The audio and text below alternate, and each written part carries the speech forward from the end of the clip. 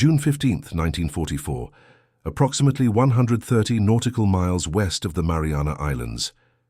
Commander Toshikazu Omai stood on the bridge of the light cruiser Yahagi, watching the horizon through his binoculars as dawn broke across the Philippine Sea.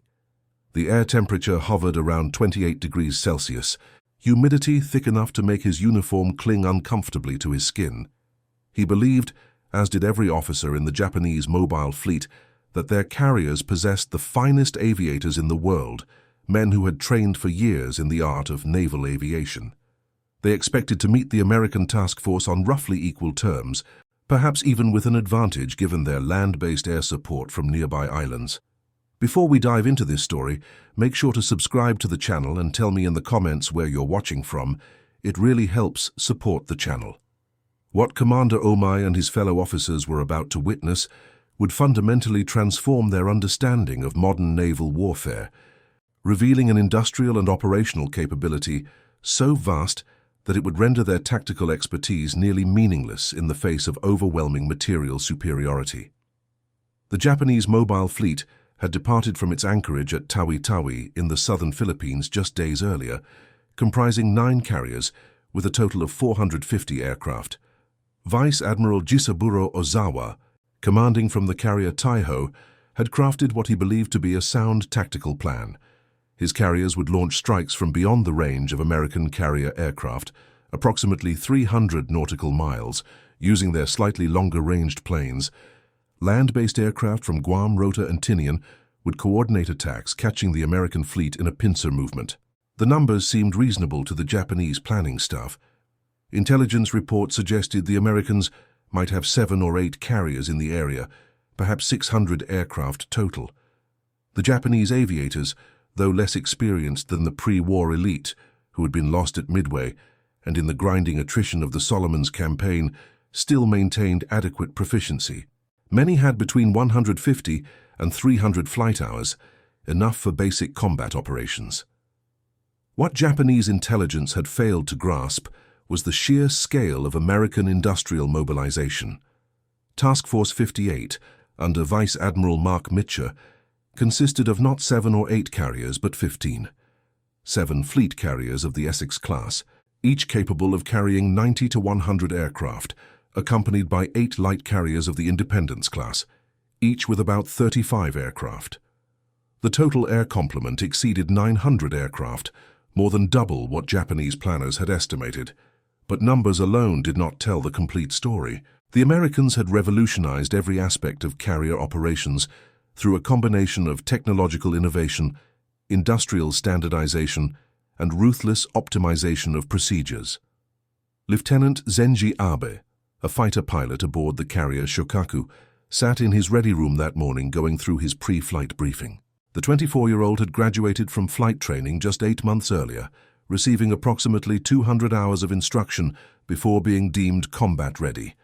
He felt confident in his abilities, having practiced formation flying, basic gunnery and carrier landings extensively. His aircraft, a Mitsubishi A6M fighter, remained one of the most maneuverable planes in any Air Force, capable of outturning virtually any opponent. Abe carried a photograph of his wife Fumiko in his flight suit pocket, along with a traditional good luck charm his mother had sent him. He expected a difficult day of combat, but believed his training and the quality of his aircraft would see him through. The American carriers began launching their first strike at 6:30 in the morning. Commander David McCampbell, the air group commander aboard USS Essex, walked onto the flight deck to observe the operation. The deck measured 270 meters in length, with aircraft spotted in precise positions that had been calculated and practiced hundreds of times. Flight deck crews wore color-coded jerseys, blue for aircraft handlers, red for ordnance men, green for catapult and arresting gear personnel, yellow for flight directors, each man trained to perform his specific role with mechanical precision. The air boss, controlling operations from his station in the island superstructure, coordinated the entire ballet through radio headset and hand signals. The first fighter rolled forward to the catapult. Deck crews attached the launching bridle in under 30 seconds. The catapult officer checked the aircraft weight board, confirmed the catapult pressure setting, signaled the pilot to advance to full throttle, watched for the pilot's salute indicating readiness. then dropped his flag. The catapult fired with a hissing roar, accelerating the 12,000-pound fighter from 0 to 120 kilometers per hour in less than 70 meters. The entire process, from aircraft positioning to launch, took approximately 45 seconds. Before that fighter had climbed to 100 meters altitude, another aircraft was already on the catapult. Essex launched 36 aircraft in 12 minutes. Simultaneously, 14 other carriers were conducting identical operations across a formation spread over several hundred square kilometers of ocean. The choreography required split-second timing and absolute precision. Fighters launched first to establish combat air patrol, then dive bombers, then torpedo bombers, each type grouping into formation as it circled the fleet at designated altitudes. Within 15 minutes of the first launch, over 100 aircraft were airborne from multiple carriers, forming into strike groups that would proceed to their targets as coordinated waves. The Americans would launch 4 major strikes throughout the day, each involving hundreds of aircraft, and land and rearm them with the same industrial efficiency. Commander Omai, still aboard Yahagi, received the first reports from scout aircraft around 8 in the morning. The contact report indicated American carriers approximately 200 nautical miles to the east. The numbers in the report made him read it twice. The scout reported counting at least 12 large carriers in multiple groups. Omai brought the message to Captain Yoshimura, who studied it with a frown. 12 carriers. The scout must have been mistaken, perhaps counting the same carriers twice, or confusing battleships and cruisers for carriers. Nevertheless, they forwarded the report to Admiral Ozawa. The Japanese launched their first strike wave at 8:30. 69 aircraft, a mixture of Zero fighters, Val dive bombers, and Jill torpedo bombers, departed from carriers Taiho, Shokaku, and Zuikaku.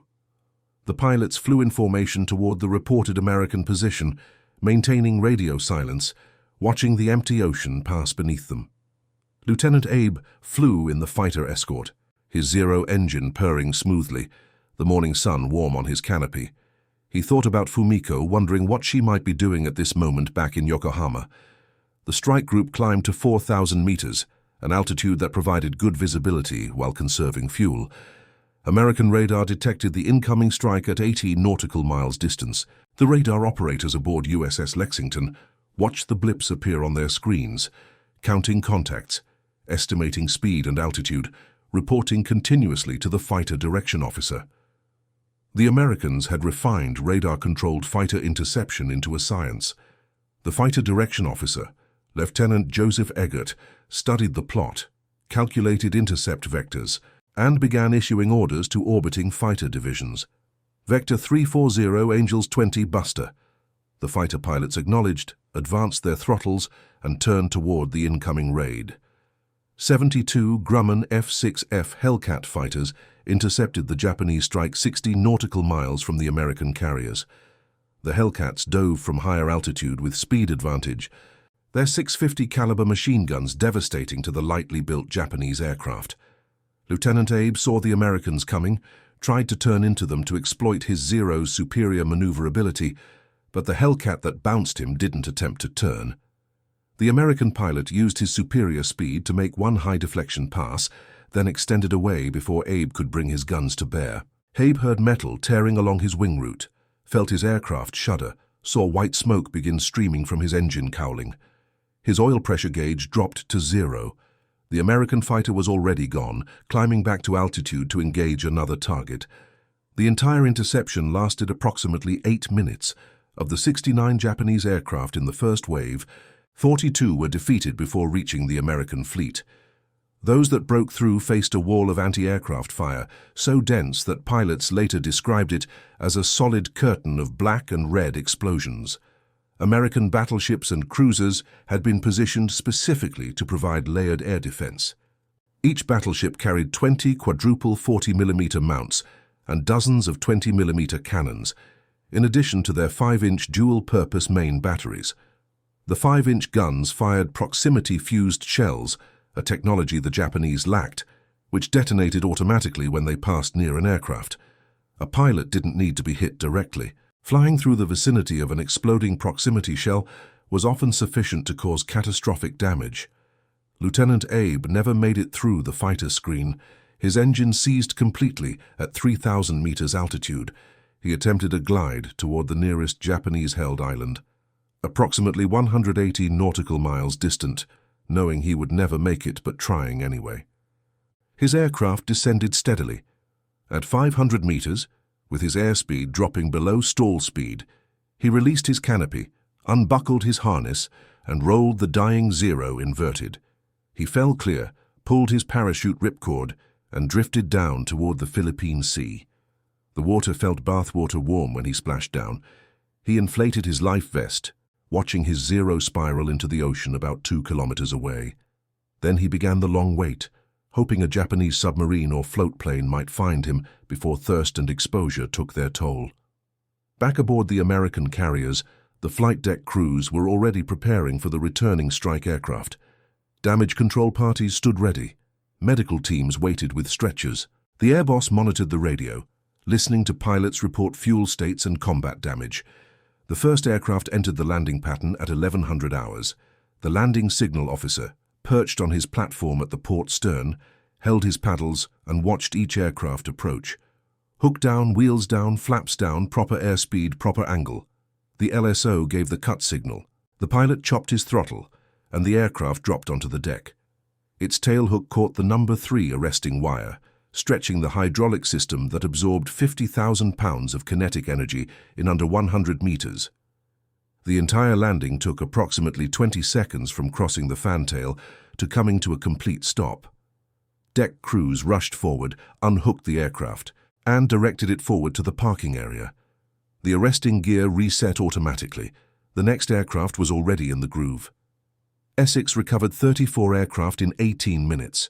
Simultaneously, 14 other carriers were conducting identical recovery operations. Aircraft landed, taxied forward, were immediately struck below on the deck-edge elevators for rearming and refueling, while fresh aircraft were brought up to launch the next strike. The Americans had turned carrier operations into a production line, each step optimized, each crew member trained to perform their specific task with maximum efficiency. Japanese carriers, by contrast, typically required 30 to 45 minutes to recover, rearm, and relaunch a strike group, and they could not safely conduct simultaneous landing and launching operations. The second Japanese strike wave approached the American fleet at noon. This formation included 128 aircraft, launched from 6 carriers, the largest single strike the mobile fleet could generate. Commander Ohmai, monitoring radio traffic, felt a growing unease. The first strike's survivors had reported heavy losses and achieved minimal results. 1 escort carrier damaged, no fleet carriers hit. Now headquarters was committing even more aircraft to an attack against a fleet that appeared far larger and more capable than anyone had anticipated. American fighters intercepted the second wave 70 nautical miles out. This time, nearly 100 Hellcats engaged from multiple directions, guided by radar controllers aboard the carriers and new airborne radar picket aircraft. The radar pickets, specially equipped Avenger bombers flying at high altitude with extra radar operators, could vector fighters without requiring the carriers to maintain strict radio discipline. The system allowed simultaneous engagement of multiple raid formations with optimal fighter allocation. The slaughter of the second wave exceeded that of the first. Japanese pilots, many with fewer than 200 flight hours, found themselves facing American aviators with 400 to 800 hours of training, flying aircraft with superior speed, climb rate, and firepower. The Hellcat could absorb tremendous battle damage and continue flying, while the Zero, built light for maneuverability, could be destroyed by a single burst. American pilots had been taught to never dogfight with a Zero, to always use their speed advantage for slashing attacks, to never slow down. The tactics worked devastatingly well. Of the 128 aircraft in the second wave, 97 were defeated. 31 reached the American fleet and faced the anti-aircraft barrage. They managed to damage 2 carriers, neither seriously. Both vessels continued flight operations throughout the engagement. By the time the survivors turned for home, fuel already becoming critical after the long flight and combat, the Japanese mobile fleet's air strength had been reduced by more than half in a single day. Admiral Ozawa, aboard Taiho, struggled to comprehend the loss reports. 300 aircraft had departed, perhaps 80 would return. The American fleet appeared to be operating without significant damage. His own carrier Taiho, having just recovered aircraft from the second wave, suddenly shuddered from a tremendous internal explosion. An American submarine had torpedoed her hours earlier, but damage control teams believed they had contained the situation. They had not realized that aviation fuel vapors had been accumulating in the ventilation system. When a crew member threw an electrical switch, the spark ignited the vapor cloud. The resulting explosion blew out the hangar deck, started uncontrollable fires, and doomed the carrier. Commander Omai watched from Yahagi as Taiho began listing. The great carrier, pride of the fleet, launched less than a year earlier with the finest damage control systems Japanese engineers could design, was dying. Admiral Ozawa transferred his flag to the cruiser Haguro. Shortly afterward, the carrier Shokaku, also torpedoed earlier by a different submarine, exploded and sank. The mobile fleet had lost 2/3 of its aircraft and 2 fleet carriers, and had not inflicted significant damage on the enemy. The Americans, monitoring Japanese radio traffic through cryptanalysis, knew the enemy fleet was withdrawing westward. Admiral Mitchell made the decision to pursue. On the afternoon of June 20th, American scout aircraft located the mobile fleet 350 nautical miles to the west, near the maximum range of American carrier aircraft. Mitchell ordered a full strike launched immediately, knowing his pilots would have to land after dark, something carrier aviators trained extensively for, but which remained hazardous. 216 aircraft launched from 11 carriers in under half an hour. The strike flew westward into the setting sun, navigating by dead reckoning across empty ocean, following the scouts' radio beacon. They found the Japanese fleet at 18:20 hours, twilight deepening, and attacked immediately. The remaining Japanese fighters, fewer than 40 aircraft, rose to intercept but were overwhelmed. American dive bombers and torpedo bombers pressed home their attacks against minimal opposition.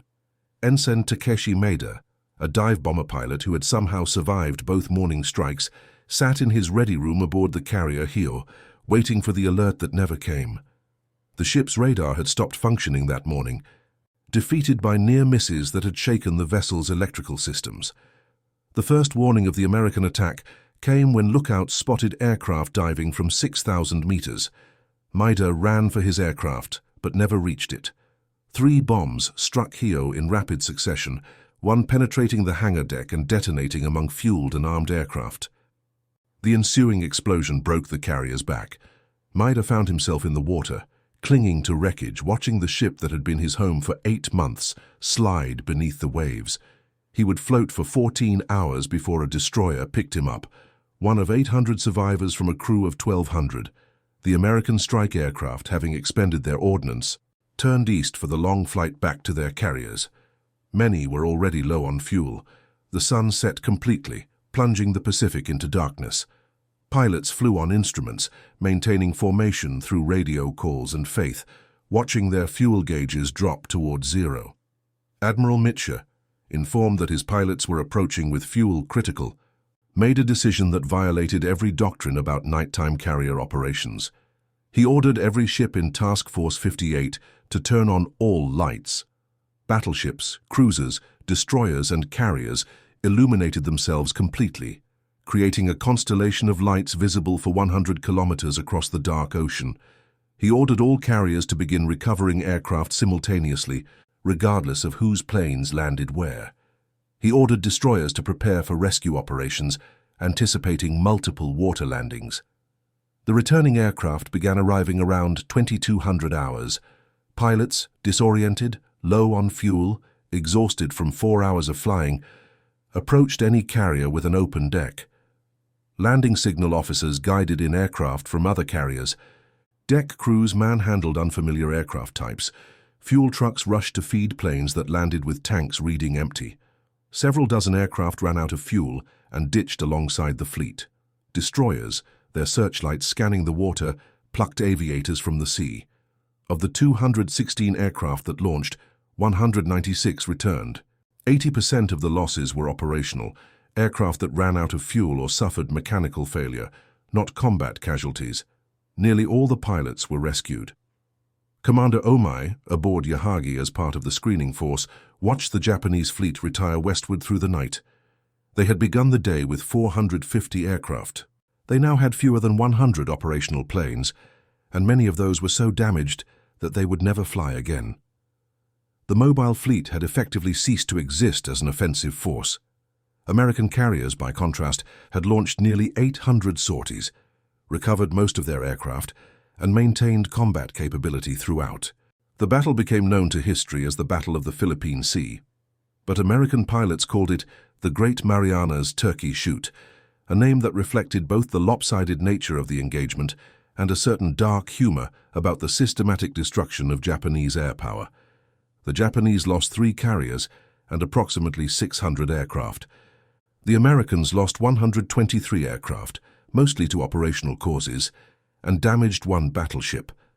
The disparity seemed almost impossible, yet it reflected fundamental differences in how the two navies approached carrier warfare.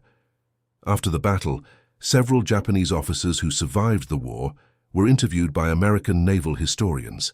Their accounts revealed a profound shock at what they had witnessed. Commander Omai, in a 1946 interview, described watching American carriers through his binoculars during the battle. "The launches never stopped," he said. "We would see aircraft taking off from one carrier, and before those planes had formed up, another carrier would begin launching. It seemed impossible that they could maintain such operations without collisions or accidents. Our carriers needed to carefully spot each aircraft, ensure adequate spacing, coordinate every movement. The Americans treated it like a factory production line." Captain Toshikazu Omura, who commanded the cruiser Chokai during the battle, noted the efficiency of American damage control. "We hit 2 of their carriers with bombs. We watched the strikes. On our carriers, such hits would have created fires that burned for hours, killed dozens of crew, potentially put the ship out of action for weeks. The American carriers were launching aircraft again within an hour. It was incomprehensible. Their damage control parties must have been phenomenally well trained. Their internal systems designed with redundancy we had never considered." What truly astounded Japanese officers was the coordination of the American air defense system. Commander Haruki Iki, operations officer for the mobile fleet, later wrote, "Their fighters appeared exactly where they needed to be, always with altitude advantage, always with numerical superiority at the point of contact. Our strike leaders reported that American fighters would be waiting for them, sometimes dozens of kilometers from their carriers, as if they knew our exact course and altitude. We did not understand radar fighter direction.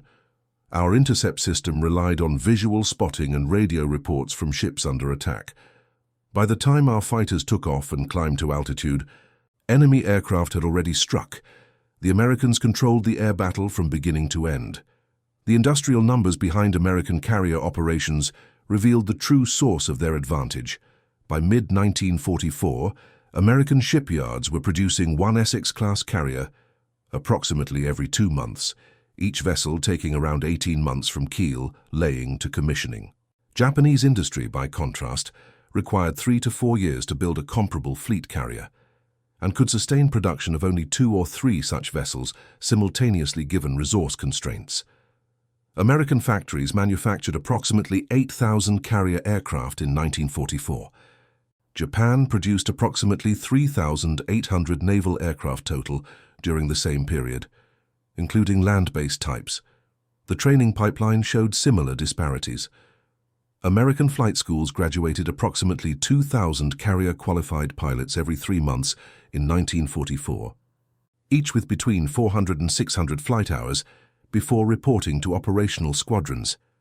Japanese training programs, constrained by fuel shortages and diminishing numbers of experienced instructors, were producing pilots with 150 to 300 hours, barely adequate for carrier landing qualification, far short of combat proficiency. American pilots also benefited from regular rotation out of combat zones, allowing them to share tactical lessons with students and develop doctrine based on operational experience.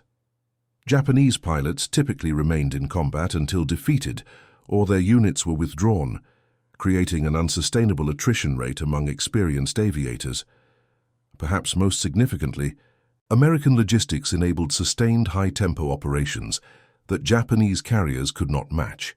Each Essex-class carrier in Task Force 58 carried approximately 800 tons of aviation ordnance, 850,000 liters of aviation gasoline, extensive machine shops for aircraft repair, spare parts for every aircraft system, and enough provisions to sustain its crew of 2,700 for 45 days.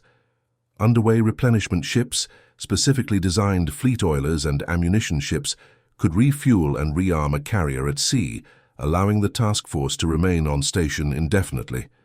Japanese carriers carried less ordnance, less fuel, had more limited repair capabilities, and relied on returns to port for major replenishment. The mobile fleet's maximum sustained operating period was approximately 10 to 14 days before requiring return to base. The Battle of the Philippine Sea represented the culmination of American industrial mobilization applied to naval warfare. Every advantage, aircraft quality, pilot training, radar technology, damage control, logistics, tactical doctrine, stemmed from having invested enormous resources into developing and refining each component of the carrier warfare system.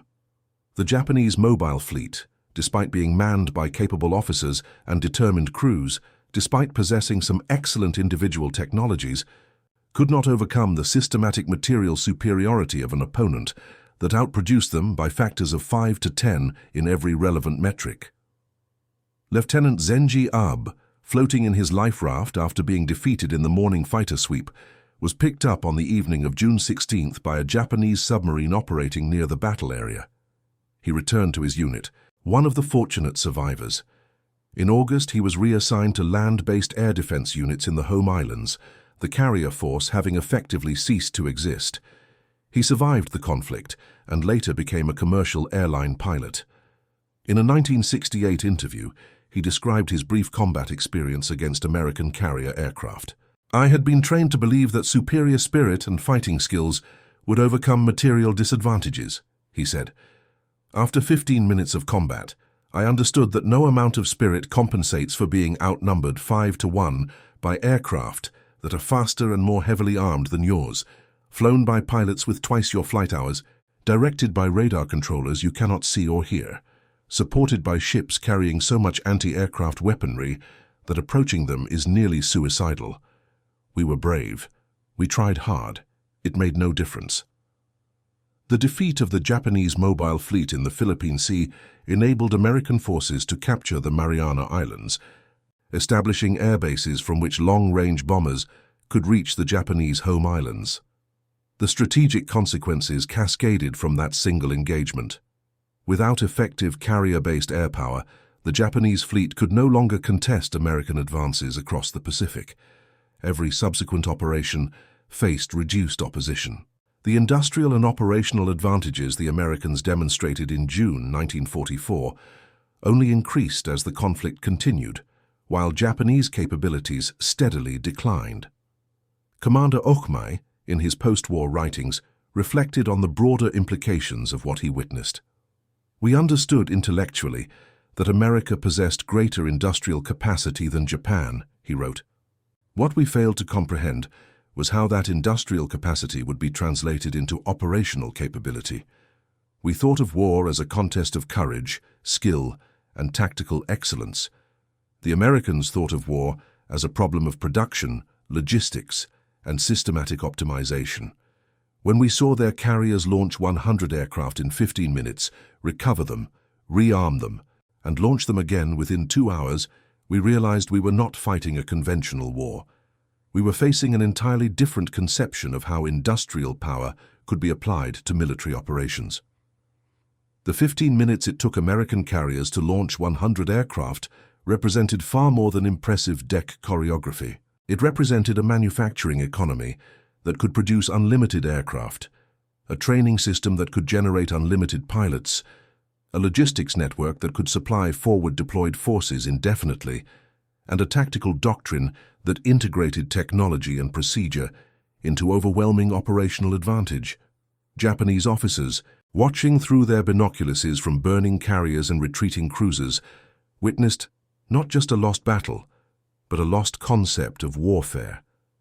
The industrial age had transformed naval combat into a contest of production capacity, and they had entered that contest already decisively defeated. And that concludes our story. If you made it this far, please share your thoughts in the comments. What part of this historical account surprised you most? Don't forget to subscribe for more untold stories from World War II and check out the video on screen for another incredible tale from history. Until next time.